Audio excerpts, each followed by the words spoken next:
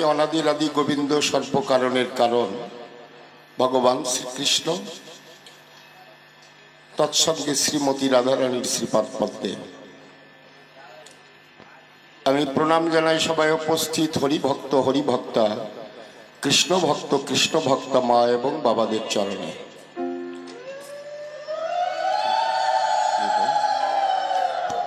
হরিবল হরিবল হরিবল, নিতাই গৌর হরিবল। আমরা প্রণাম জানাতে দ্বিধা করব না। আমাদের বিমল বাবু এবং তৎসঙ্গে যিনারা এই কমিটির ভক্তবৃন্দ আছেন, আমি সকলের তো নাম জানি না।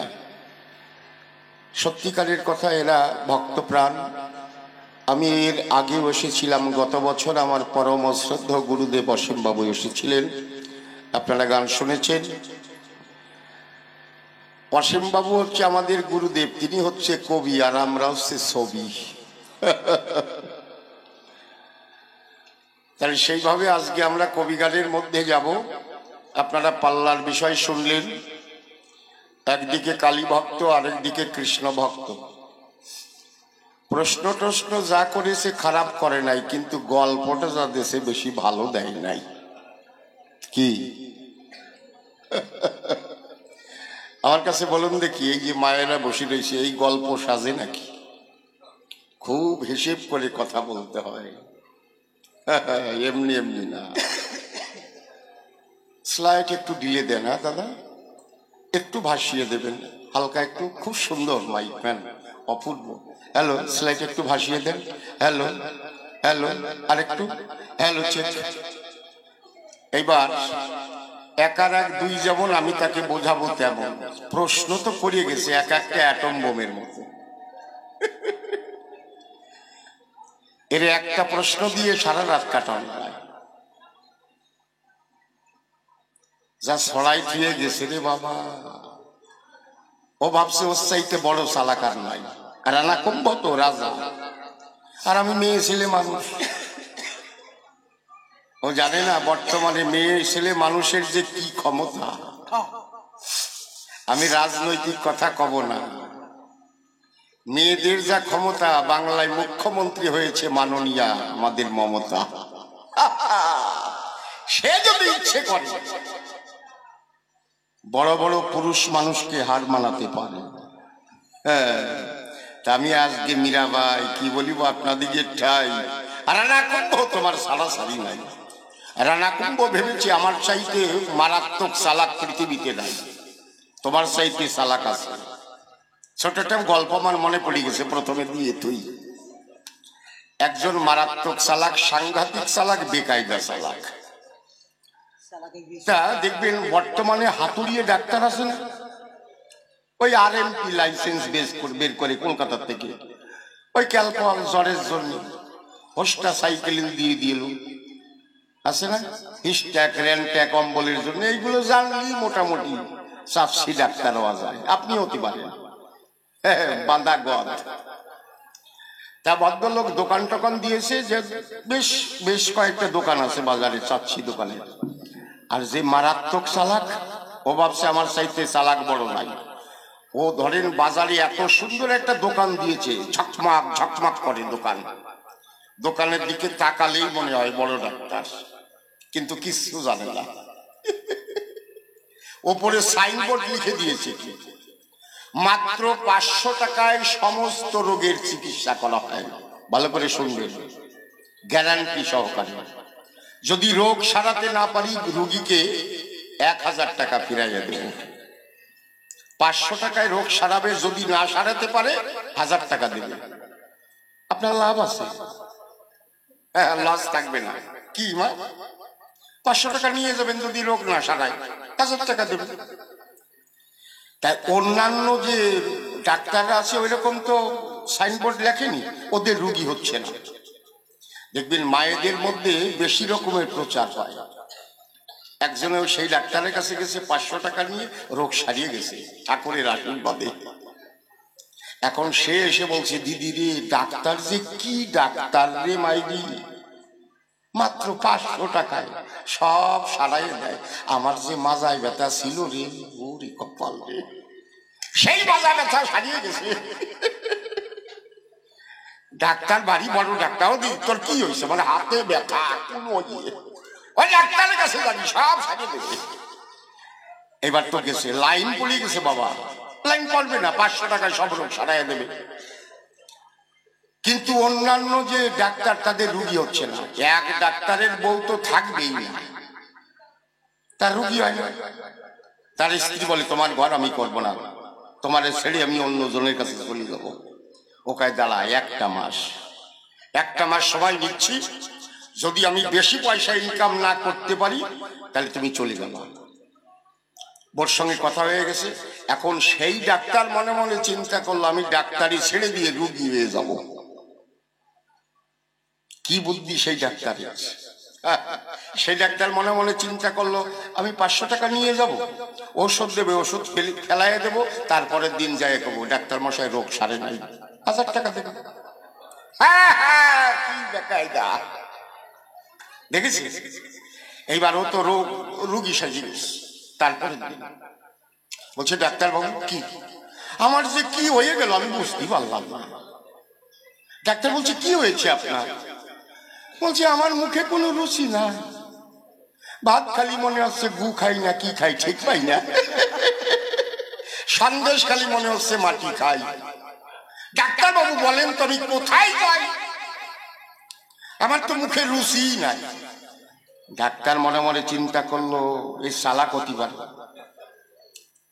আমি লিখে দিয়েছি 500 টাকায় সব রোগ সারা যায়।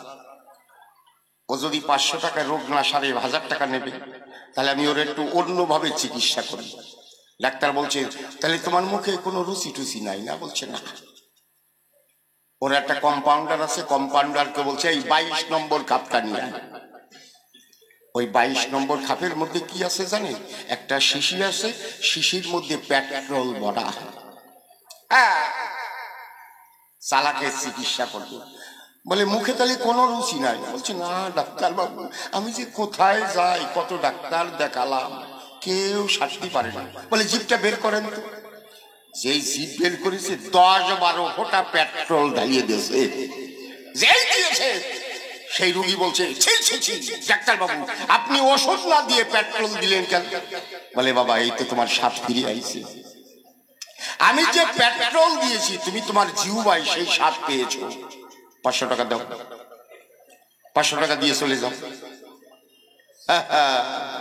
হ্যাঁ, ডাক্তার বাড়ি যেয়ে ওর বউ জিজ্ঞেস করে, কি ব্যাপার, টাকা আনছো?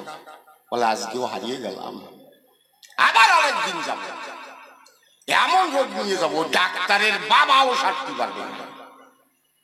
7 দিন পরে আবার গেছে ডাক্তারের বাড়ি। ডাক্তার জিজ্ঞেস করে, আজকে কি হয়েছে? বলে, আজকে মানে কি, আমি তো আগে কখনো আসিনি। বলে, ডাক্তার বাবু আমার যে কি হয়ে গেছে আমি বুঝতেই পারলাম না। বলে, কি? আমার কিছু মনে থাকে না, আমি সকালবেলায় কি দিয়ে খাই, বিকেল বেলায় ভুলিয়ে যাই। আমার বউ বাজারে পাঠাই দেয়, লবণ আনবা, লঙ্কা আনবা, জিরি আনবা, বাজারে যেতে যেতেই ভুলে যায়, আমার কিছু মনে থাকে না। কোন ডাক্তার বাবু আমি কোথায় যাই, আপনি একটু তাড়াতাড়ি রোগ সারাই দেন। বলছে, কিছু মনে থাকে না, স্মৃতি লোপ পেয়ে গেছে? বলছে, হ্যাঁ একদম, স্মৃতি একদম লেস হয়ে গেছে, আমার কিছু মনে থাকে না। বলছে, কম্পাউন্ডার 22 নম্বরের খাপটা নিয়ে আসো। যেই কইছে 22 নম্বরের খাপ নিয়ে আসো, তো জানে 7 দিন আগে ওর মধ্যে পেট্রোল ছিল। ওকে না ডাক্তার বাবু, ওটা আনবেন না, ওর মধ্যে পেট্রোল আছে।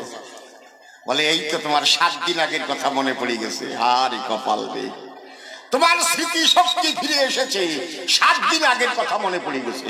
টাকা দাও, 500 টাকা। 500 টাকা দেশে ওই জায়গাতে হারিয়ে গেছে। এখানে বাড়ি যাইয়ে মুখ কালো করে বসে গেছে। ওর বউ কয়, কি ব্যাপার? তোমারে কথা দিয়েছিলাম, তোমারে রাখতে পারলাম না। শোনো, তোমার চরণ ধরে নিবেদন করি, আর একটা দিন যাবো, আমি একটা দিন গিয়ে 1000 টাকা আমি নিয়ে আসবো, আমি কথা দিলাম। 7 দিন পরে অন্ধ সেজে গেছে, অন্ধ, কালো চশমা পড়ছে, একটা লাঠি ভর দিয়ে, মিশে অন্ধ, মিথ্যে কথা, ভালো চোখ। এখন বলছে ডাক্তারের ঘরের কাছাকাছি গিয়ে বলছে এখানে ডাক্তার বাবুর ঘরটা কোন জায়গায়? বন্ধ হয়ে গেছে, কালো চশমা। দেখবেন অন্ধ লোক যদি থাকে না, মানুষের খুব কৃপা হয়, করুণা হয়।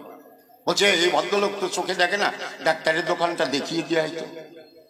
এবার হাত ধরে নিয়ে যাইয়ে ডাক্তারের কাছে পৌঁছাই যাচ্ছে। ডাক্তার তো চিনি ফেলছে এই সেই রুগী। বলছে আজকে কি হয়েছে তোমার? হ্যাঁ, বলছে ডাক্তার বাবু অকালে আমার চোখ দুটো খোয়ালাম। আমার একটা মাত্র বউ, এখনো ছেলেও হয় নাই। বলেন এই বয়সে যদি আমার চোখ খারাপ হয়ে যায়, আমি এখন কোথায় যাই? ডাক্তার বাবু আপনি ডাক্তার না, আপনি ভগবান, আমার চোখ দুটো ভালো করে দেন না। ডাক্তার বলছে আমি চোখের চিকিৎসা জানি না। যেই কইছে চোখের চিকিৎসা জানে না, ও তো কয়ে দিয়েছে রোগ সারাতে না পারলি 1000 টাকা। বলছে ডাক্তার বাবু আপনি নাকি লিখে দিয়েছেন রোগ সারাতে না পারলি 1000 টাকা, তাহলে যখন আপনি চোখ সারাতে পারবেন না 1000 টাকা দিয়ে দেন, আমি চলে যাই। ডাক্তারও মারাত্মক চালাক। বলছে হ্যাঁ এটা তো আমি কথা দিয়েছি, আমি দিচ্ছি। ব্যাগ খুলে একটা 1000 টাকার নোট ধরায় দিয়েছে। যেই 1000 টাকার নোট ধরায় দিয়েছে, রোগী বলছে ডাক্তার বাবু আপনি কি আমারে বলদ থামলাইছে? বলছে কেন? বলে কেন বলে মোদী সরকার যে 1000 টাকার নোট বাতিল করে দিয়েছে, সেই বাতিল নোট আপনি আমার হাতে দিলেন কেন? ডাক্তারে কয় তুমি যদি চোখে নাই দেখো তাহলে কি করে ঠিক পালি ওইটা বাতিল নোট? ওই নোট দাও, আরো 500 টাকা দাও। রানা কুম্ভ, যদিও আমি নারী হই, মনের কথা খুঁজে কই, তোমার আমি ছাড়বো না। এমন জায়গায় ধরবো না বাবার নাম খগেন বানাই ছাড়িয়ে দিবানি। বসে এবার এটা ও তুমি যখন যাহা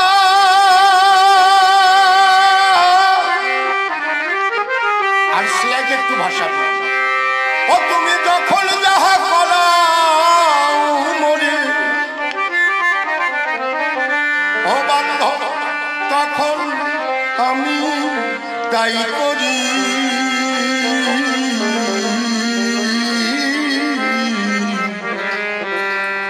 দোতারা তো কিচ্ছু নাই, দোতারা বাদে তোমার হাতের পুতুল হয়ে নাচি ও দয়াল হরি। তোমার হাতের পুতুল হয়ে নাচি ও দয়াল হরি। তোমার হাতের পুতুল হয়ে নাচি ও দয়াল হরি।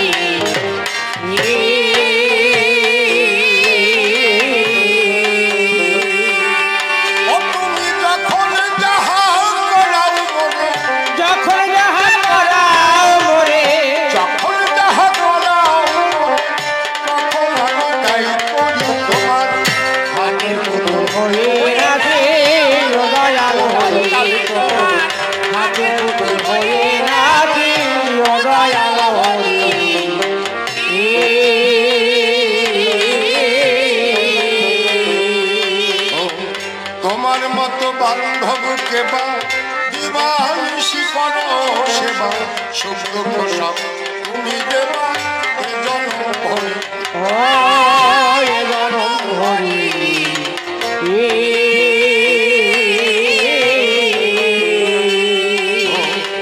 তোমার মতো বান্ধবকে বা দিবানিশি করো সেবা, সুখ দুঃখ সব তুমি দেবা এ জীবন ভরি।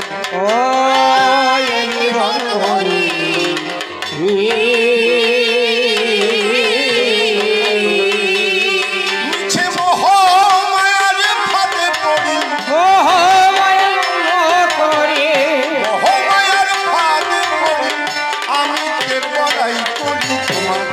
হাতের পুতুল হয়ে নাচে ও দয়াল হরি। তোমার হাতের পুতুল হয়ে নাচে ও দয়াল হরি।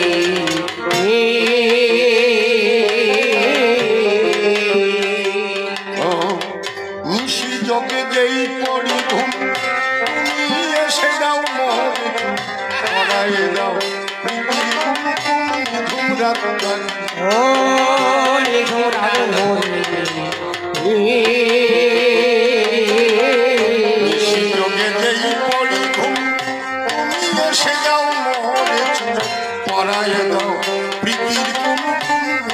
রাত ভরি ও নিঝুম রাত ভরি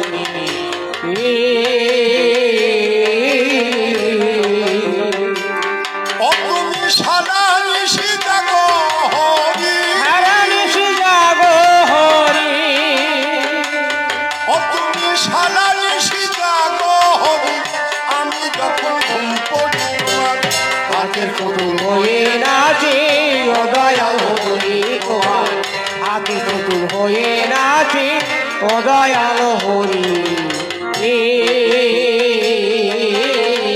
আমায় সৃষ্টি করার আগে আমার জীবন ভরে যাহা লাগে সব করেছো ভাগে ভাগে তুমি তো জানো।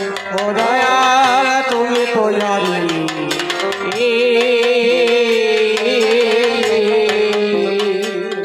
এবার তোমার তুমি চলে গেলে তোমার তুমি চলে গেলে তোমার তুমি চলে গেলে তখন আমি যাই মরি হাতের পুতুল হয়ে নাচে ও দয়াল হরি তোমার হাতের পুতুল হয়ে নাচে ও দয়াল হরি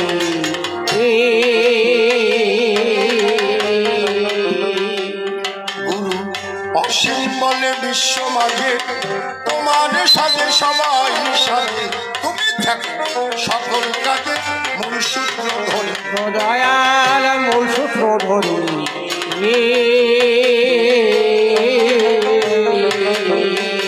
ও তুমি যে ভাবে সাজাইছ মনে ও তুমি যে ভাব সাজাইছ মোরে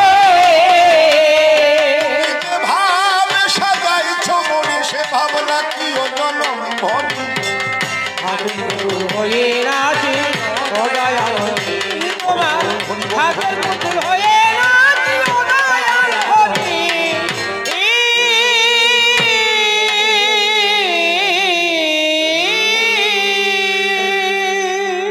স্মরণ করি পরমেশ যার গুণ বর্ণিয়া শেষ বেদে করতে নারে স্মরণ নিলে যার পায় ব্যথা বিঘ্ন দূরে যায় বারে বারে প্রণাম করি তারে পরে বন্দি মায়ের চরণ যে পদে হয় বিপদ হরণ ভবসিদ্ধ তরণের একমাত্র উপায় যে পদ ভজিলে পরে আপদ হরে বিপদ হরে জীবগণে ধ্রুব মোক্ষ পায় আপনারা করবেন আশীর্বাদ যা হতে যাই চিত্তের বিষাদ অন্তরে কৃষ্ণ প্রেম প্রসাদ যেন হয় লাভ অসৎ ক্রিয়া কুটিনাটি ঝেড়ে দেহের ময়লা মাটি দেহটাকে করিয়া খাটি যাকে যেন সঠিক স্বকীয় স্বভাব যাক এ ভাব ধারায় বলতে গেলে অনেক সময় যাবে চলে তাই তো চিন্তা করলাম দিলে মনশিক্ষায় আর অধিক প্রয়োজন নাই এবার কবি কাব্যের ভূমিকা ধরে দাঁড়াইয়া সবার ভিতরে দেখাবো আমরা যার যার ভূমিকার বড়াই অমল সরকার আমার নাম সে নামটি আজ বাদ দিলাম আমি মীরাবাই নাম ধরিলাম সবারই সদন তবে আমার কাছে বলুন দেখি একটা পুরুষ মানুষের পক্ষে নারীর ভূমিকায় কথা বলা যায় নাকি নারী হতে গেলে পরে বসে শুনুন নারী নরে শাড়ি সায়া ব্লাউজ লাগে কথা মিথ্যা নয় কি বলিব আপনাদিকে ঠাই আমার অঙ্গে কিন্তু শাড়ি সায়া ব্লাউজ শাখা সিঁদুর কিছুই নাই তথাপিও আমি হয়েছি মীরাবাই আমার মীরাবাই হওয়া কেমন বসে বসে শুনুন যত ভক্তগণ মীরাবাই পরম ভক্তা বটে আমি বলি সভ্য সভা তটে তার মধ্যে যে ভাব যে প্রেম ছিল তার কিছুই আমার মধ্যে নাই আমি তো কামুক লোভী একজন এই বিশ্বের ঠাই আমার কাছে বলুন দেখি আমার ভূমিকায় অত বড় মীরা ভক্তা তার ভূমিকায় কথা বলা যায় নাকি যায় না কেন যায় কি কারণে যায় গাইতে এসেছি কবি গান আর ভূমিকা যখন করেছে দান আমি মীরাবাই হব না কেন আমার মীরাবাই হওয়া কেমন জানেন ছোট্ট একটা কথা শোনেন এক জায়গায় এক ক্লাবে ওরা মনে মনে ভাবলো তাই আমরা একটা যাত্রাপালা করতে চাই ওরা পৌরাণিক যাত্রাপালা করবেন শোনেন মহাশয় এখন ক্লাবের ছেলেরা ওরা ফুটবল খেলে ক্রিকেট খেলে দেখবেন যারা একটু ভালো খেলাধুলা করে না ওদের সিলিং ফিগার হয়, কিন্তু রাজা যদি সাজানো হয় আর রাজার যদি অভিনয় দেওয়া হয়, আমার কাছে বলুন দেখি একেবারে সিলিং ফিগারের কোন ছেলের দ্বারা রাজার অভিনয় করা যায় নাকি? রাজা একটু মোটা হবে, তাজা মোটা হবে, তারে যদি রাজা বানাবে মানবে সবাই, একেবারে তাল পাতার সিপাই, এই মানা যায়। এবার ওরা ওদের যে সেক্রেটারি ও ভাবলো কারে দিয়ে রাজা বানানো যায়, কারে দিয়ে। ওদের গ্রামের মধ্যে একজন ছিল মারাত্মক কুড়িয়ে, সাংঘাতিক কুড়িয়ে, বেকায়দা কুড়িয়ে, নাম তার কি নিবারণ। ও বিয়ে করছে, ওই ভ্যান নিয়ে যায়, ভ্যান রিক্সা ছিলেন, বাজারে যাবে, কিন্তু সারাদিন শুয়ে কাটাবে, একজন নিয়ে কখনো যাবে না। চেহারা শক্তি আছে তো, ও মনে মনে ভাবে তাই যদি 10-12 জন প্যাসেঞ্জার পাই, মনে আমার আছে ভাবো আমি তাদের নিয়ে টাকা নিয়ে বাড়ি যাবো। এই জন্য ওর কাছে কেউ যায় না। ওর বাড়ির পাশে পরেশ আছে, পরেশ একটা নিয়েও যায়, দুটো নিয়ে যায়, তার টাকার অভাব নাই। ও সন্ধ্যাবেলায় বাড়ি আসে, বোর সঙ্গে ঝগড়া লাগে, চাইলে আনছো, বলে মানে প্যাসেঞ্জার হয় নাই, বলে বলো পরেশ প্রত্যেক দিন 500 টাকা করে ইনকাম করে, তাহলে তুমি তোমার হয় না কেন? বলে আমি একটা প্যাসেঞ্জার নিয়ে যাই না। প্রত্যেক দিন বইয়ের সঙ্গে ঝগড়া লাগে। বউ কয় এরপরে যদি তুমি চাল না আনতে পারো তোমার ঘর কিন্তু আমি করবো না, চলে যাবো বাবার বাড়ি। এখন ওরে ধরছে ক্লাবের সেক্রেটারি, এই তো রাজার অভিনয় করতে হবে। ও কয় খবরদার খবরদার, ও কথা কয়ে না, আমার বউ শান্তিং কোম্পানির মুকুর মার্কা দোলাই সংসার দেবে। কেন? বলে আমার বউ যদি শোনে যে ভ্যান বাদ দিয়ে সে যাত্রার অভিনয় করতেছে, এমনিও তো ঘরে চাল নাই, তারপরে যদি রাজা হয়ে সভাতে দাঁড়াই, আর আমার উপায় নাই। সেক্রেটারি বলছে কেউ বলবে না তোরে 5 কেজি চাল দেবানি, আর তোর বাড়ি এই সংবাদটা কেউ বলবে না। ও ভাবলো যদি 5 কেজি চাল দেয় তাহলে তো ভালো কথা, তাহলে মনে আমার আছে ভাবো আমি যাত্রায় রাজার অভিনয় করবো। রিহার্সেল কিছুদিন পলায় পলায় দেশে, বুঝতে পেরেছেন?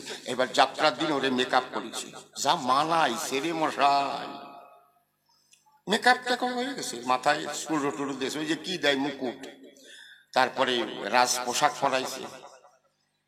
ওর অভিনয়টা কি শুনবেন? প্রথমে অভিনয় হচ্ছে, উঠেই বলবে কোথায় সেনাপতি, কোথায় সেনাপতি, একদম এইভাবে দাঁড়াই। এইবার উঠবে ভাব। তার আগে এক হারামজাদা নারদী মার্কা ওর বোর কাছে গিয়ে কয় বৌদি যাত্রা শুনতে যাবা না? ওর বউ কয় না রে ঠাকুরপো আমি যাবো না। বলে কেন? বলে তোর দাদা গেছে বাজারে ওই ভ্যান নিয়ে, ও চাইল আনবে, রানবো, খাবো, তারপরে দাদা ভ্যান নিয়ে বাজারে গেছে ঘোড়ার দিন। দাদা তো রাজার অভিনয় করতেছে। ওর কয় কি? ঘরে চাল নাই, রাজার অভিনয় করতেছে, দেখাচ্ছি মজা। মা যায় কাপড় গুজে আটা দেশে আর কি। দেখবেন যাত্রায় প্রথমে মিউজিক হয় না,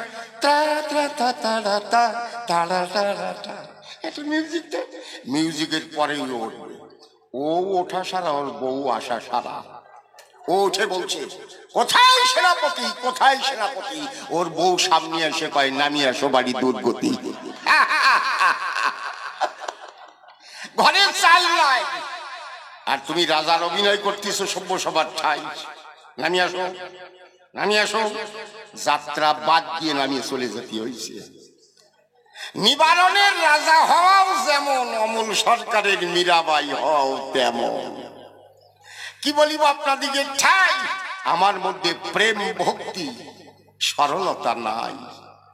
আমি কামের জগতে করি বিচরণ, ভক্তবৃন্দ যারা আছে আমি নিবেদন করি তাদের কাছে, তাদের চরণের ধুলি আজ আমি ভিক্ষা চাই। আমি দেখেছি শাস্ত্র অধ্যয়ন করে, ভক্ত ভক্তা নারী নরে যদি করুণা করে অসম্ভব সম্ভব হতে পারে, একথা মিথ্যা নয়। এই জন্যে যারা এই সভার মধ্যে আছে আমি নিবেদন করি তাদের কাছে, তাদের চরণের ধুলি যেন আমার শিরে করে বরিশান। মনের কথা খুলে কই, এখন কিন্তু আমি আর অমল সরকার নই, আমি হয়ে গেছি মীরাবাই। রানাকুম্ভ সভায় এসে প্রত্যেকটা অঙ্ক কষে 4খানা প্রশ্ন করে গেছে দান। প্রথম প্রশ্ন কি? মীরাবাই, তোমাকে যখন আমি বিয়ে করে আনি তুমি হলে আমার ঘরের রানী, আচ্ছা তোমাকে হাত ধরে টান যখন কালী মন্দিরে যাই, আমি প্রণাম দেবার পরে ডেকে বললাম মীরার ধারে, যা বললো আর কি। মীরাবাই, মায়ের চরণে তুমি ভক্তিপূর্ণ প্রণাম করো হওয়ার পর, তাহলে কেন তুমি প্রণাম দিলে না? মীরাবাই, এইটা করো বর্ণনা, তোমার কাছে প্রথম প্রশ্নের সমাধান আমি চাই। এই একটা প্রশ্ন, দুটো প্রশ্ন করেছে, কৃষ্ণ বলো কি কালী বলো। আর একটা প্রশ্ন কি, তুমি কেন আমাকে ত্যাগ করে যাবে ওই ব্রজপুরে? ত্যাগ বলো কি ভোগ বলো, ধরো আমার কথা ধরো, এইটাও তুমি মীমাংসা করো।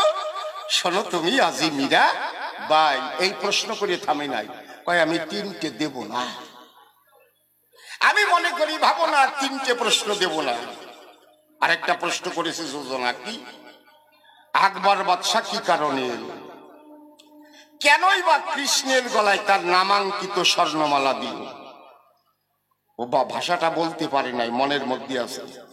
ওর প্রশ্ন হচ্ছে, আমার কাছে বলো দেখি আকবরের সঙ্গে তোমার ইন্টু মিন্টু আছে নাকি? কি খারাপ দেখছেন মনোবৃত্তি। ওই কথাটা বলে নাই, ভয় আছে। বর্তমানে কি আছে জানেন, মহিলা সমিতি আছে, বিশেষ করে এই জায়গাও আছে, আছে না? ও যদি আমার বেশি কথা বলতো, কথা না সঙ্গত, হ্যাঁ মহিলারা টানিয়ে ধরতো। চালাক আছে, মারাত্মক চালাক। এই 4খানা প্রশ্ন করে গেছে দান, আমি এক এক করে দেব তার সমাধান। প্রথম প্রশ্নের জবাব আপনারা শুনুন, যত জ্ঞানবান। আমি কেন প্রণাম দিই? দেখুন, আমার একেবারে মায়ের প্রতি যে ঘৃণা আছে তা নাই। কেন জানেন? আপনারা দেখবেন শাস্ত্র পড়ে লেখা আছে, শাস্ত্রের ভিতরে বৃন্দাবনে ছিল যত ব্রজগোপীগণ, কার্তিক মাসে তারা মাস ভরে কাত্যায়নী পূজা করত, তারা সর্বজন করত না। কি বলিব আপনাদিকে ঠাই, আমি এই মীরাবাই, আমিও মায়ের চরণে প্রণাম জানাই। আজকে কেন প্রণাম করলাম না, এটা প্রশ্ন তো। দেখেন, আমি যখন আমার স্বামীর সঙ্গ ধরিয়ে ধীরে ধীরে কালী মন্দিরে যাই, কালী মন্দিরে যাবার পরে চিন্তা করলাম আমার অন্তরে, এখন আমি জবা ফুল কোথায় পাই? আপনারা জানেন সবাই, মায়ের চরণে যদি জবা ফুল দিয়ে প্রণাম করা যায় দান, মা কিন্তু মনের থেকে শান্তি পান, তাই না? আমি মীরাবাই মনে মনে ভাবলাম, তাহলে জবা ফুল আমি কোথায় পাই? মনে আমার আছে, ভাবো আমি একটু মন্দিরের ভিতরে যাব, সেখানে যদি অন্তত পক্ষে একটাও জবা ফুল পাই, মনে আমার আছে, ভাবো সেই জবা ফুলটা আমি হাতে লব, তারপরে মায়ের চরণে ভক্তিপূর্ণ প্রণাম আমি করিব অর্পণ। এই ভেবে যখন ভিতরে যাই, দেখলাম বসা আছে ব্রাহ্মণ গোসাই, একজন ব্রাহ্মণ বসা আছে। আমি ব্রাহ্মণের চরণে গিয়ে প্রণাম জানাই, বললাম গোসাই আমার কাছে বলুন দেখি, আপনার কাছে জবা ফুল আছে নাকি? বলে আছে। বলে দেন তো একটা আমার কাছে। ব্রাহ্মণ যখন একটা জবা ফুল আমার হাতে দিল, বসে শুনুন ভক্ত দল, জবা ফুলের গায়ের থেকে আমার হাতে রক্ত মেখে গেল। যখন আমার হাতে মাখলো রক্ত, আমি হয়ে গেলাম বিরক্ত। আমি মনে মনে ভাবলাম, তাই কোনো দিন আমি কখনো জবার গায়ে রক্ত মাখা দেখি নাই। আপনারা পুজো দিয়েছেন জবা ফুল তুলে, কোনোদিন কি জবা ফুল না? ঠিক আছে, জবা ফুলের থেকে হাতে কখনো রক্ত মাখে? মাখে না। আমিও মনে করলাম, ভাবো না, জবা ফুল থেকে তো রক্ত কখনো মাখে না। তাহলে এই জবার গায়ে রক্ত এলো কি কারণ? এইটা আমার জানার আছে বিশেষ প্রয়োজন। তাই করজোরে ডেকে বললাম, ব্রাহ্মণের ঠাই গোসাই, আপনার কাছে আমি একটা কথা জানতে চাই। কি? আচ্ছা, এই জবার গায়ে রক্ত এলো কি কারণ? আমি এই প্রশ্ন যখন করেছি, কি বলবো আপনাদের কাছাকাছি, তখন গোসাই কি বললো জানেন? অট্ট হাসি দিল। মীরাবাই, মায়ের পুজো সম্পর্কে তোমার কোনো বোধগম্য নাই। একটু আগে ওখানে হয়েছে মায়ের পুজো আয়োজন, আর মায়ের পুজো দিলাম বলি, মনের কথা বলি খুলে, একটা পাঠা বলির করেছি আয়োজন। ওই পাঠাটা যখন বলি হয়ে গেল, পাঠার যে রক্ত ফিনকি দিয়ে ফুলে এসেছিল, সেই রক্ত মাখা ফুল আমি তোমার করে করেছি অর্পণ। মীরা, তুমি কথা বলবে, ওই রক্ত মাখা ফুল দিয়ে মায়ের চরণে তুমি প্রণাম দেবে। আমি মনে করলাম, ভাবুন, রক্ত মাখা ফুল দিয়ে আমার মায়ের পবিত্র শরীরখানা আমি অপবিত্র করব না। এর কারণ কি জানেন? আমি যতগুলো শাস্ত্র পড়েছি, কি বলবো আপনাদের কাছাকাছি, কোন শাস্ত্রের মধ্যে অদ্যাবধি মায়ের পুজোতে পাঠা বলির কথা আমি পাই নাই। নাই। শুনে যান আজকে সত্য কথা। যারা পাঠা বলি দেয়, কোথার থেকে দেয় তারা যেন দেখায়। দেখা, আমি এখানে গান ছেড়ে তার সঙ্গে কথা বলবো, কোন শাস্ত্রের মধ্যে আছে দেখা। এই প্রমাণ কোথায় আছে? রুদ্রচণ্ডী পুরাণে আছে। কি বলবো আপনাদের কাছে, একদিন ভোলানাথ জিজ্ঞেস করেছে কালীর কাছে, কালী, তোমার কাছে একটা কথা বলি। কি? আচ্ছা, আমার কাছে বলো দেখি, তুমি বলি টলি গ্রহণ করো নাকি? কে জিজ্ঞেস করেছে? ভোলানাথ। কার কাছে জিজ্ঞেস করেছে? শঙ্করীর কাছে জিজ্ঞেস করেছে, তুমি বলি গ্রহণ করো কেন? বলে, তোমাকে পাবার তরে ভক্তরা লাইন ধরে তোমার দ্বারে পাঠা এবং মহিষ বলির করে আয়োজন। আমিও দেখলাম, তাই সেই দৃশ্য দেখে আমিও ব্যথা পাই। এই জন্য তোমার কাছে জানতে চাই, কালী, তুমি কি সেই রক্ত বা বলি গ্রহণ করো? কালী করছে মানা, তুমি আমার প্রতি, তোমার কাছে মিথ্যে কথা বলবো না, আমি কখনো বলি গ্রহণ করি না। এই জন্য ভক্তদের উদ্দেশ্যে আমি একটা ছোট্ট শ্লোক বলেছি। মা কালী বলেছিল কি? মম দ্বারে মম যজ্ঞে যে নরা পশু ঘাতকা, তে নরা নরক জান্তি যাবৎ চন্দ্র দিবাকরণ। এটা কে বলেছে? মা কালী বলেছে। কাদের উদ্দেশ্যে বলেছে? ভক্তদের উদ্দেশ্যে বলেছে। কি?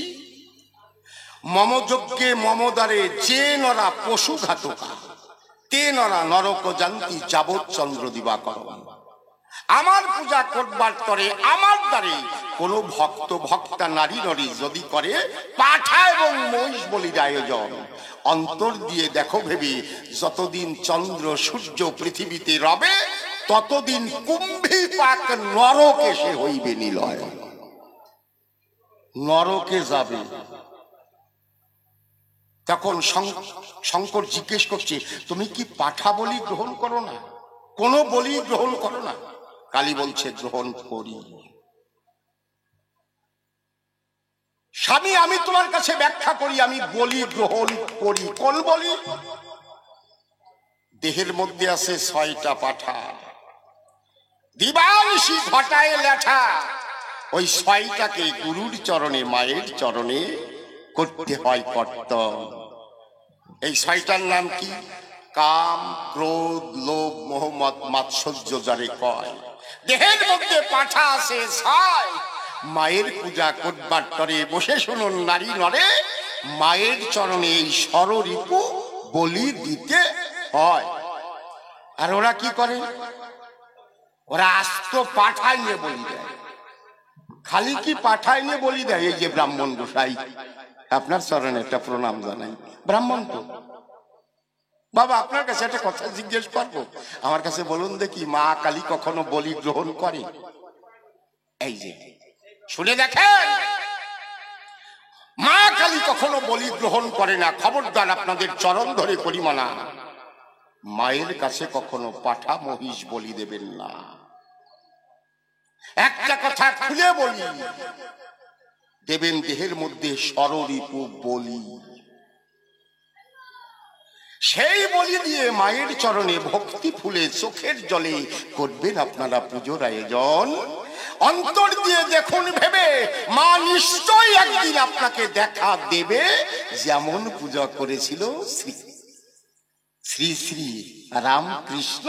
আপনারা শোনেন ভক্তগণ, আমার কাছে বলুন দেখি, রামকৃষ্ণ পরমহংসদেব কোনদিন কি পাঠা বলি দিয়েছে না? পেয়েছেন কোথাও? দেয় নাই। রামপ্রসাদও দেয় নাই, বামা খেপাও দেয় নাই। তাহলে তোমরা পাঠা বলির কথা পেলে কোন জায়গায়? ও গেজা ভঙ্গি রে মাবার কি কব। এই যে রাজা রানা কুমার, ও কি করে জানেন ওরা? আমি দেখছি সব, ওরা পাঠা বলি দেওয়া হয়ে গেল, এইদিকে তো পুজো কোন রকমে দিয়ে তো ওই পাঠার ছাল ছাড়া তারে কুচি কুচি করে কাটে, তারপরে একদিকে কষানো মশলা বাটে কষায়, আর বাজার থেকে নাকি মদ লাগে মায়ের পুজো। আর কপাল রে মরিয়ে গেছি রে, এরা কিচ্ছু জানে না। চুল্লু আনবে অথবা 3X রাম আনবে, হুইস্কি আনবে, ব্রান্ডি আনবে, তারপরে নাকি মায়ের পুজোর আয়োজন করে। আচ্ছা আমার কাছে বলুন দেখি, মায়ের পুজোয় মদ লাগে, তবে বাজারের মদ নাকি? না, দেহের মধ্যে পঞ্চম মকার আছে। আর আমি বলি তোমার কাছে, সেই মদ দিয়ে করতে হয় মায়ের পুজোর আয়োজন। হাবাইতের শাকের জমি আমি আগে দেখাবো না। তাহলে দেহের মধ্যে কোথায় মদের ভাণ্ড আছে বলেন? দেহের মধ্যেই মদ আছে। 3X রাম লাগে না, হুইস্কি লাগে না, ব্রান্ডি লাগে না। কোথায় মদের ভাণ্ড? সহস্রারে মদের ভাটি, কাম সাগরে চলবে হাঁটি, বাটির দিকে যদি থাকে মন, আলাজিউ বা উল্টাইয়া শ্বশুর মা রাস্তা দিয়া, ওই মদকে করতে হয় ভক্ত। দেহের মধ্যেই মদ আছে আমি বলি তোমার কাছে, আর তোমরা কি করো? পাঠা বলি দিয়েই এদিকে বাটনা বাটে, ওইদিকে পাঠা কোটে, শেষি দিয়ে সেই দিয়ে ওরে কষানো পায়, কষাইয়েই একদিকে বাংলা ধরে আর একদিকে ও খাওয়া আরম্ভ করে। আমার কথা এমনি মানুষে খাক, সরকার লাইসেন্স দিয়েছে এমনি খাক, কিন্তু যারা মায়ের পুজো করে তারা না জেনে পাঠা বলি দেয় কি কারণ, পাঠার মাংস খায় কি কারণ? মাতৃভক্তকে বলছি। তারপরে দেখবেন তো রাত্রিবেলায় মায়ের পুজো হয়ে গেল, বুঝতে পেরেছেন? মায়ের পুজো তো হয়ে যায়, তারপরে মাইক বাজায় দেয়। মাইকে যে কি গান বাজে রে বাবা, আমি আমার বাবার বয়সেও এই গান শুনি নাই। দেখবেন কিছু কিছু গান আছে, কিসের জন্য যে গায়ে বুঝতে পারলাম না। একটা গান আছে না, 20টি টাকা দেন, 20টি টাকা দেন, 20টি টাকা দেন, আছে না? কি 20টি টাকা দেন এই একটা গান আছে কিনা নাকি নাকি আছে না? ডিজে বক্সে দেখবেন ফাটিয়ে যায় মোটে।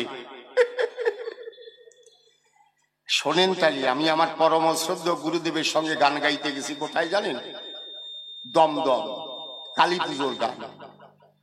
শুনিয়ে যান, রাগ করবেন না। আমার প্রথমবারের প্রশ্ন হয়ে গেছে, বাবু জবাব দিচ্ছে, গান গাইয়ে কেবল জবাব আরম্ভ করছে।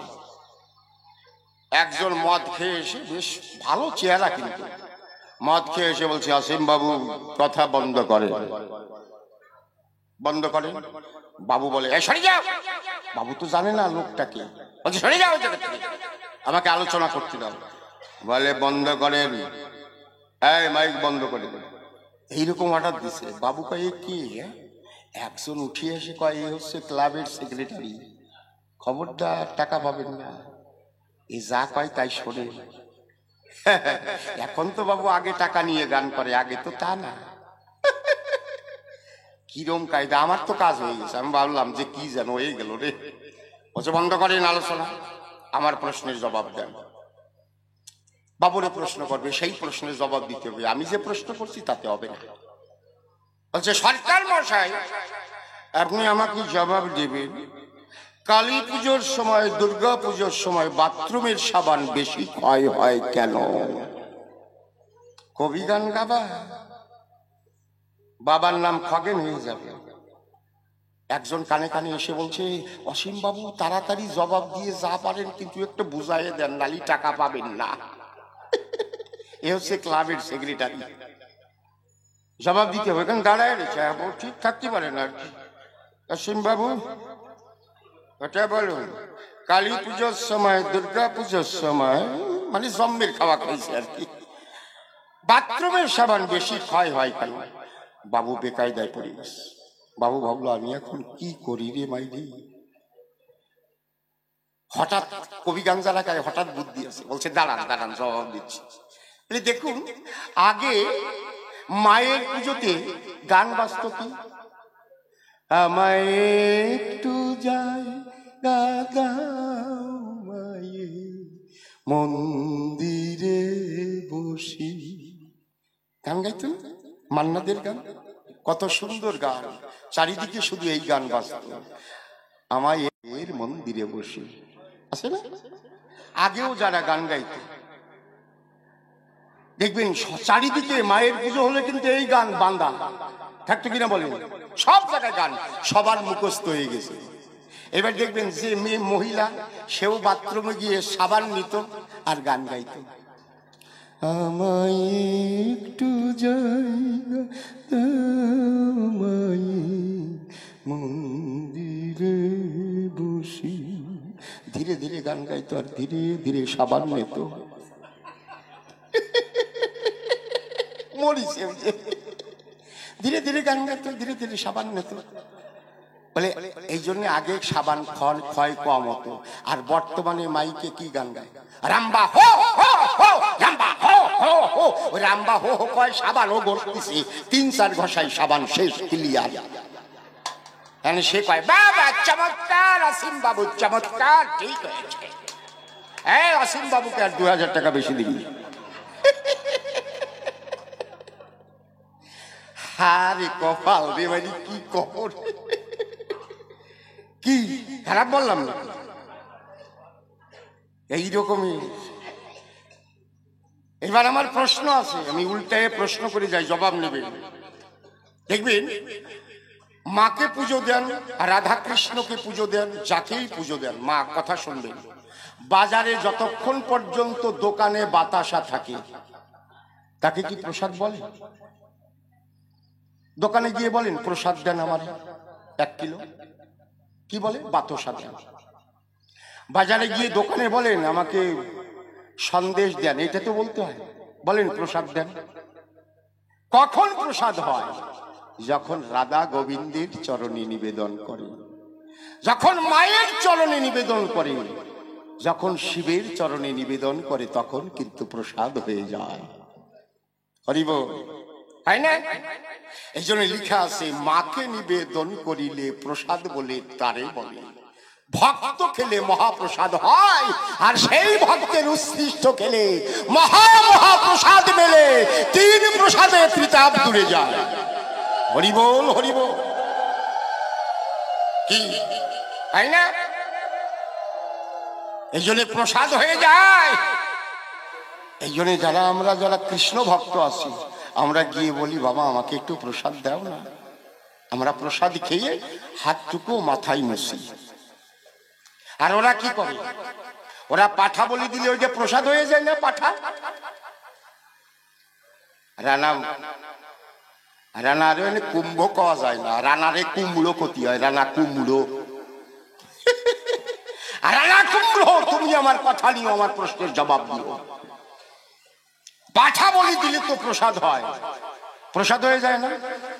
তাহলে পাঠার চামড়া ফেলো কেন? ওটা তো প্রসাদ, ওটা খাও না কেন? পাঠার শিং ফেলো কেন? ওটা সমেত তো বলি দেওয়া হয়। পাঠার অন্ডকোষ ফেলো কেন? পাঠার নারী ভুড়ি ফেলো কেন? কথা লবা, পাঠার আছে নারী ভুড়ি, তাই দেখাবার সৎসরি। কি ফেলো কেন? পাঠার যে নারী বুড়ি থাকে না, ওই দিয়ে সৎসরি খাবার, 3 এক্সলাম খাবার। আমার রাগ ধরিয়ে গেছে বাবা। এই বলির কথা দেখলে পরে বসে শুনুন নারী নরে, আমার শরীরে রাগ ধরে। মা কখনো বলি গ্রহণ করে না। এই সাত্ত্বিক ভাবে দিতে হয় মায়ের পুজোর, বা করতে হয় মায়ের পুজোর আয়োজন। পুজো আছে 3 প্রকার, কাণ্ড বড়তম চমৎকার। কি? সাত্ত্বিক, রাজসিক আর তামসিক যারে কয়। সাত্ত্বিক ভাবে পুজো দিলে মা কিন্তু সেই পুজো গ্রহণ করে ধরণী তলে। ভক্ত চোখের জলে ভেসে ভেসে মায়ের চরণে অর্ঘ্য করে নিবেদন। এই জন্য বাবা পাগলা কি বলেছে শুনে যান। আমাদের পরম গুরু বাবা পাগলা বলেছে কত সুন্দর কথা। আমরা পঞ্জিকায় লগ্ন দেখি না? মায়ের পুজোর লগ্ন পঞ্জিকা ধরিয়ে করা লাগে নাকি? আমাদের পরম গুরু বাবা পাগলা বলেছে তোর মন যখন হবে মগ্ন তখনই হবে মায়ের পুজোর লগ্ন। হরিবল!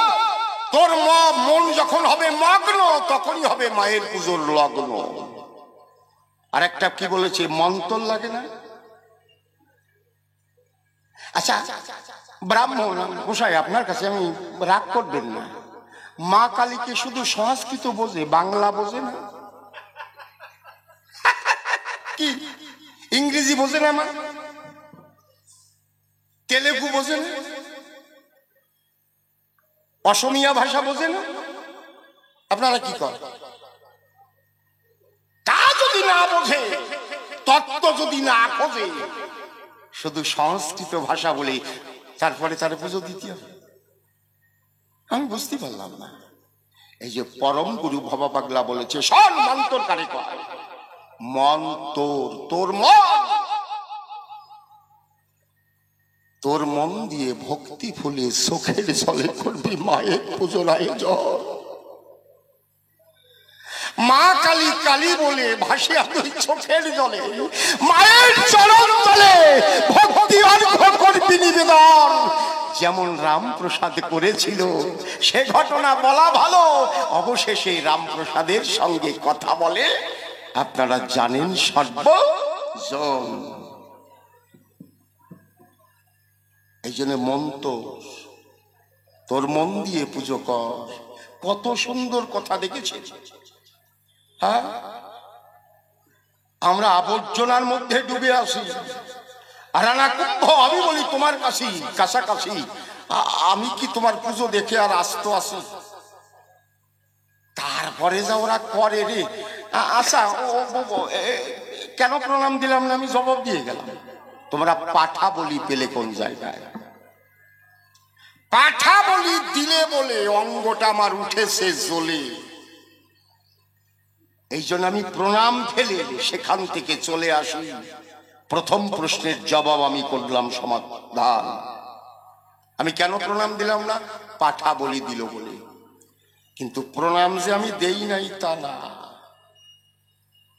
আপনাকে দেখায় প্রণাম করতে হবে আমাকে? আপনাকে আমি শ্রদ্ধা করতে পারি না মন থেকে? পারি কিনা বল? আপনার কাছে গিয়ে 10 জনকে দেখিয়ে প্রণাম করার চাইতে আমি যদি অন্তরে অন্তরে আপনাকে প্রণাম করি, জানতে পারে আমার শঙ্করী। ভাগবতের মধ্যে লেখা আছে, আমি যাহা বলি তিনি তাহা জানেন, আমি যাহা বলি তিনি তাহা শোনেন, আমি যাহা করি তিনি তাহা দেখেন, আমি যাহা ভাবি তিনি তাহা জানেন।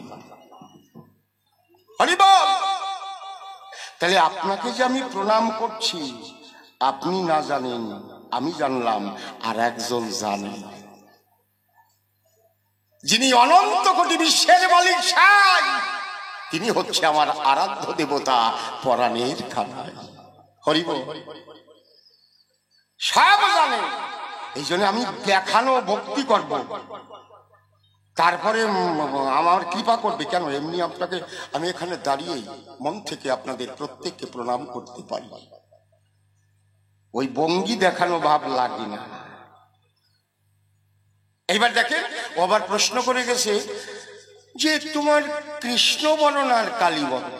মীরাবাই, আমি বলছি মীরাবাই, আমার ভগবান শ্রীকৃষ্ণের চাইতে বড় কেহ এই জগতে নাই নাই নাই। কি মা খারাপ বললাম? কেন? যদি বলেন কেন আমাকে বুঝাইয়া দেন। আমি একটা শ্লোক বলবো গীতার, একটা, এই একটা শ্লোকের যা মানে আছে কি বলবো আপনাদের কাছে। আর রানা কুম্ভ যেন সারা রাত ভোরে সেই তত্ত্ব যেন আমার একটা শ্লোক আছে। কি কার কাছে বলছে? অর্জুনের কাছে বলছে ভগবান শ্রীকৃষ্ণ, যচ্চাপি সর্বভূতানাং বীজং তদহমর্জুন ন তদস্তি বিনা যচ্ছান্নাই ভূতাং চরাচরম। এই কথাটার মানে কি জানেন? অর্জুনকে বলছে, অর্জুন, এই অনন্ত কোটি ব্রহ্মাণ্ড সৃষ্টি হতে গেলে বীজের আছে বিশেষ প্রয়োজন। বীজ আমার কাছে বলুন দেখি, বীজ ছাড়া কোনো গাছ জন্মগ্রহণ করে নাকি? করে না। এই যে মানুষ সৃষ্টি হয়, পশু পাখি সৃষ্টি হয়, এরও বীজ আছে। মানুষ সৃষ্টি হয় কি করে? স্পার্ম ওভাম যখন জাইগট ফর্ম হয়, রাজবীর্যের দ্বারাই এক একটা সন্তান তৈরি হয় এই বিশ্বের গায়ে, হয় না? মাতা পিতার মিলনের ফলে। আপনারা জানেন যত জ্ঞানী দলে এই ভূমণ্ডলে সন্তান এবং সন্ততি করে জন্মগ্রহণ। এখানেও বীজের প্রয়োজন। কোন জায়গায় বীজ ছাড়া কোনো কিছু হয় না উৎপাদন। এই জন্য কি বলেছে আমার কৃষ্ণ মদন মোহন, যচ্চাপি সর্বভূতানাং বীজং তদহম অর্জুন, বীজং তদহম অর্জুন। সর্বভূতের বীজ রূপে আমি কৃষ্ণ নারায়ণ। আমার ছাড়া এই জগতে কোনো কিছু হতে পারে না সৃজন। তা তো পছন্দ হলো না তো। আমি উল্টাইয়া রানা কুম্ভকে প্রশ্ন করি, রানা কুম্ভ, তোমার মা কালীকে তো মহাবৈষ্ণবী কয়, মা হচ্ছে মহাবৈষ্ণবী, ভোলানাথ হচ্ছে মহাবৈষ্ণব। তাহলে বৈষ্ণব বা বৈষ্ণবী কারে কয়? তুমি জবাব দিও এই মহতি সভায়, তাহলে তুমি বুঝতে পারবা কে বড় এ জগতে হয়। বুঝতে পেরেছি? হে মা, বৈষ্ণব বৈষ্ণবীরা কি করে বলেন? আপনি বলেন, কি নাম করে তারা? তারা কালী নাম, কালী কালী কালী কালী কালী কালী কালী পায়। তারা কি হরে কৃষ্ণ হরে কৃষ্ণ কৃষ্ণ কৃষ্ণ হরে হরে বলে না? তাহলে ওই যে মা, তোমার মা কাত্যায়ন, বসে শুনুন, উনি জ্ঞানী গুণী, সে তার মুখ দিয়ে কার নাম গায়? এক নম্বরের প্রশ্ন। দু নম্বরের প্রশ্ন হচ্ছে, তোমার ভোলানাথ পঞ্চানন যারে কয়, পঞ্চমুখে মনসুখে পঞ্চানন কার নাম গায়? জবাব দিলেই বুঝতে পারবা কে বড় এই পৃথিবীতে হয়। সবচাইতে বড় হচ্ছে আমার অনাদির আদি গোবিন্দ, সর্বকারণের কারণ। ভাগবতের মধ্যে লেখা আছে, কি বলবো আপনাদের কাছে, সেখানে কি লেখা আছে? ঈশ্বর পরম কৃষ্ণ সচ্চিদানন্দ বিগ্রহ অনাদির আদি গোবিন্দ, সর্বকারণের কারণ। কথাটা কি বলেছে? সর্বকারণের কারণ। এই যে যাহা কিছু এ জগতে যে কারণের জন্য হয়, যে কারণের জন্য আজ এখানে বৃন্দাবন ধাম রচনা হয়েছে, সেই কারণের কারণ হচ্ছে কে? আমার কৃষ্ণ মদন মোহন। আমি এখানে গান গাচ্ছি কার দ্বারা? কার ইশারা? আমার অনাদিরাদি গোবিন্দ। আমার গোবিন্দ যদি ইচ্ছা করে এই মুহূর্তে আমার দেহ থেকে প্রাণ পাখিটা বের করে নিতে পারে। জয় জয় রাধা কৃষ্ণ প্রেমানন্দ। ভক্তবৃন্দ সবাই মিলে কৃষ্ণ বলে চোখের জল ফেলে সর্বজন। দেখেছে? তাহলে আমার গোবিন্দ যদি না থাকিত, আমার মতো মানুষকে এখানে কথা বলতে পারত না, আমার অস্তিত্বই থাকতো না। ভাগবত খানা করবেন অধ্যয়ন। ভাগবতের মধ্যে পরীক্ষিতের নাম আছে না? পরীক্ষিত 7 দিন সময় পেয়েছিল আমরা 7 সেকেন্ড সময় নাও পেতে পারি। বলি আপনাদের বরাবরই এই জন্যে রানাকুম্ভ সব চাইতে বড় হচ্ছে আমার কৃষ্ণ গিরিধারী। আমার কৃষ্ণের চাইতে বড় কেহ এ জগতে নাই নাই নাই। হয়ে গেল, দেখা যাক কি বলে। আর একটা প্রশ্ন করেছে, তুমি কেন আমাকে ছেড়ে বৃন্দাবনে যাবে? ত্যাগ বড় না ভোগ বড়?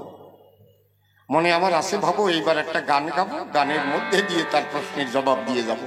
তবে তোমারে করি মানা, তোমারে যে কয়েকখানা প্রশ্ন করলাম প্রশ্নের জবাবগুলো কিন্তু তুমি দিয়ে যাইবে, একেবারে এড়াইয়ে যাইবে। এত শেষ হয় না, 18টা ছেলে হয়েছে। ছেলেগুলোর নাম রাখছে কি জানেন? ছেলেগুলোর নাম রেখেছে মিল দিয়ে, সুপতি, ভূপতি, নরপতি, গণপতি, ভবপতি, হতি হতি 18টা হয়েছে। এখন 18টা ছেলের নাম প্রতিযুক্ত করে রাখাও তো বেকায়দা। শেষের 3টে ছেলের নাম কি রাখছে জানেন? একজনের নাম রেখেছে সভাপতি, আর একজনের নাম রেখেছে কোটিপতি, 18 নম্বর ছেলের নাম রেখেছে রাষ্ট্রপতি। পতি দিয়ে নাম খুঁজে পাচ্ছে না। এখন দেখেন, সেই কালে মায়ের কিরম জোর ছিল। 18টা ছেলে হয়েছে, স্বামীর কাছে গিয়ে বলছে, ওগো আমাকে না মনে একটা স্বাদ জাগে গো, কি আমাকে একটা মেয়ে দাও না। 18টা ছেলের পরেও একটা মেয়ে দাও। ওই মারে আমি প্রণাম জানাই, কোটি কোটি প্রণাম জানাই। আমাদের সনাতন ধর্ম রক্ষা হবে। ওই রকমের মা জানো সারা জন্মে জন্মে আমরা পাই একদম।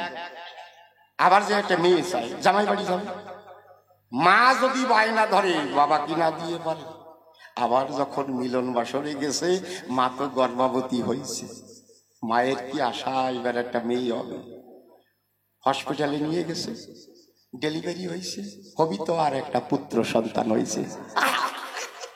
এই মা জিভ কাটিছে। হ্যাঁ, মাই দিয়ে কি কাটেনি, ছেলে কপালে জারি পায়। সংকট কি দেখা দিল? 18 নম্বর ছেলের নাম হচ্ছে কি? রাষ্ট্রপতি। এখন 19 নম্বর ছেলের নাম প্রতিযুক্ত করে কি রাখবে, খুঁজে পাচ্ছে না। এখন ওর বড় ছেলেকে বলছে, বাবা তোর তো আর একটা ভাই হয়েছে, ওই ভাইটার নাম প্রতিযুক্ত করিয়ে রাখো। বড় ছেলে কয়, বাবা আমার কাছে খুব সুন্দর একটা প্রতিযুক্ত নাম আছে। বাবা কয়, কি বল বল তাড়াতাড়ি বল। বলছে, প্রতিযুক্ত নাম হচ্ছে ভগ্নিপতি রাখো। রাষ্ট্রপতি তারপরে রাখো ভগ্নিপতি। আমার কাছে বলুন দেখি, ছেলের নাম বা ভাইয়ের নাম ভগ্নিপতি ডাকা যায় নাকি? ওই যে মা ও কয় যায় না। রানাকুম্ভ তোমারে করিমানা আমার প্রশ্নের জবাব ভগ্নিপতির মতো দিয়ে না। ওরে যদি ধরি, কয়টা বাজে? আমার বাবার আবার পাঠাবো কয়টা বাজে? হ্যাঁ, ও আসে সময়, দাঁড়ান আমি আরেকটা প্রশ্ন করে যাবো। আচ্ছা, আমি তো বলে গেলাম আমার কৃষ্ণের চাইতে বড় কেহ নাই নাই নাই। এবার রানাকুম্ভ একটা কথা বলেছে না, বলেছে মীরাবাই এই জগতে সতী নারীর প্রতি সেবা পরম ধর্ম হয়। বলেছে মীরাবাই সতী নারীর প্রতি সেবা পরম ধর্ম হয়। ভালো কথা, সতী নারীর প্রতি সেবা যদি পরম ধর্ম হয়, তাহলে তোমার মা তো সতী নারী, মা কালী, তার পতিরে পাড়ায় ধরছে কেন? কোথায় পালাবি রে শয়তান? আজকে যেন জবাব দিয়ে যায়। কি সতী নারীর প্রতি সেবা যদি পরম ধর্ম হয়, আমার কাছে বলো দেখি, তোমার মা সতী সেবা এই প্রতি সেবা করতেছে নাকি? পাড়ায় ধরে যদি প্রতি সেবা করে, আপনারা তাই করবেন বাড়ি যে আজকে। কি প্রতি সেবা যদি পাড়ায় ধরি হয়, আপনারা কবেন যে মা কালী প্রতি সেবা করেছে পাড়ায়, বাড়ি যে পাড়াবাড়ি আরম্ভ হবে। হ্যাঁ, আমার এই আর একটা কথা মনে পড়ে গেছে, একজনের বইয়ের ওজন হচ্ছে 1 কুইন্টাল 20 কেজি, আর স্বামীর ওজন 35 কেজি। কোনদিন সব পুজোতে নিয়ে যায়, কালী পুজো দেখাতে নেয় না বৌদারে। মায়েরই করছি, চোখ শুয়ে করছি, নেয় না। সব পুজো নিয়ে যাবে কিন্তু কালী পুজো নেবে না। স্বামীর ওজন 35 কেজি আর বড় ওজন 1 কুইন্টাল 20 কেজি। মাঝে মধ্যে স্বামী রেজা টান দেয় রে বাবা, কথা না শুনলে হাত ধরে ডেনা ধরিয়ে টান দেয়। শেষ ছাড়াইছে। এখন ওর বলে এইবার কালী পুজো আসতেছে, ওনার গিন্নি বলে খুব কায়দা করে কথা কয়, ওগো শুনেছো তুমি আমাকে না কখনো কালী পুজোতে নেও না কেন গো? কোন রিক্সালাও নিতে চায় না 20 টাকায়, 1 কুইন্টাল 20 কেজি না। একদিকে বসলে তো চাকাও ভাঙিয়ে যাবে, ছাতা কেউ নেবে। একটা টায়ারের দাম আছে, রিংয়ের দাম আছে, আছে না? নেবে না কেউ, কেউ নিতে চায় না। অবশেষে যখন কায়দা করে বলেছে ওগো সোনা আমার লক্ষ্মী তুমি আমাকে নেবে তো? নেও না।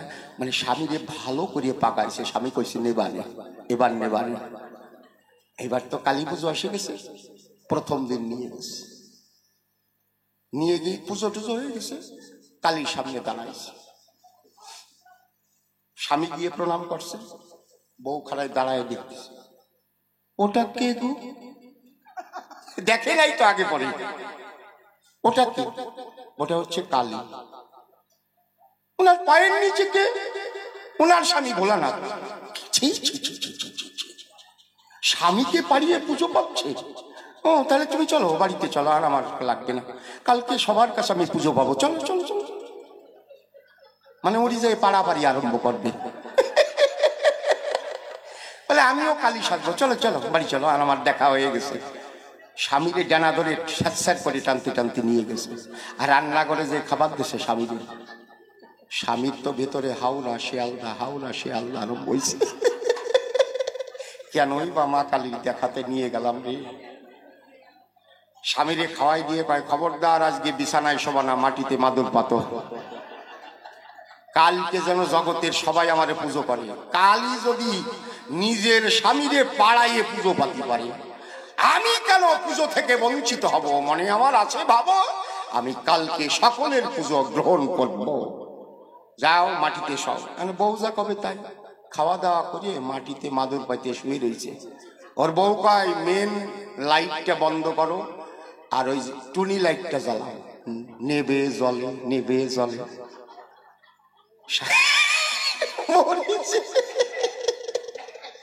তারপরে তো বউ খাইছে 1 কেজি খানিক চাল, 1 কুইন্টাল 20 কেজি, তারপরে কেজি খানিক চাল জল খাইছে, আরো বাড়িয়ে গেছে। এবার বলতেছে ওই জায়গা থেকে এখন কালী সাজবে কি করি? কালী মা খাইছে। কালী কেমন আমি আর কব না, কালী যেমন পোশাক টোশাক খুলে আমি আর কব না। হয়েছে অব্রমা খাইছে। এইবার 1 কুইন্টাল 20 কেজি 22 কেজি যদি হাঁটিয়ে আসে মাটিতে, ঠিক পাই না, মাটিতে বসে আমি খড়গ পাবে কোথায়? আবার ঘুরিয়ে গেছে রান্না করে, বটি নিয়ে আইছে, বটি হাতে করে আইছে, খড়গ কোথায় পাবে? ভুলিয়ে গেছে। ও মায়ের হাতে তো খড়গ ছিল, দৌড়ে গিয়ে বউ যেমন বটিও কিনে দিছে তেমন। এবার বটি নিয়ে আসে, হাঁটি হাঁটি আসতেছে, ওর বুক কাঁপিয়ে উঠতেছে। খবরদার যদি ওই দেহ দিয়ে আমারে পাড়ায় ধরে রে, আমার জান বের হয়ে যাবে। ও বলছে মা কালী বাসা, মা কালী রে, মা কালী বাসা রে, বাসা রে মা কালী। জম্মের ডাকা ডাকতেছে। বউ গিয়ে দাঁড়াইছে, জুনি লাইট জ্বালানো, তার মধ্যে ওই বসে দাঁড়াইছে। যেই ও বুকের উপরে পা দেবে, ওর স্বামী কয় তুই আমার ধর্মের মা, তোরে আমি মা বলে ডাকলাম, তুই আর আমার পাড়ায় রে, আমি তোর পুজো দেবানি রাত্রে রাত্রে। তাহলে তোমার আরেকখানা প্রশ্ন করি দাম, সতী নারীর যদি প্রতি সেবা পরম ধর্ম হয়, তোমার মা শঙ্করী তোমার কাছে প্রশ্ন করি, ত্রিপুরারীকে পাড়াইয়ে জিভ বাদ করে দাঁড়ায় রয় কেন? এর কোন প্রতিসেবা করা হয়? আর কয়টা দেবো না, বেশি দিনই পর না ফাটিয়ে যাবে।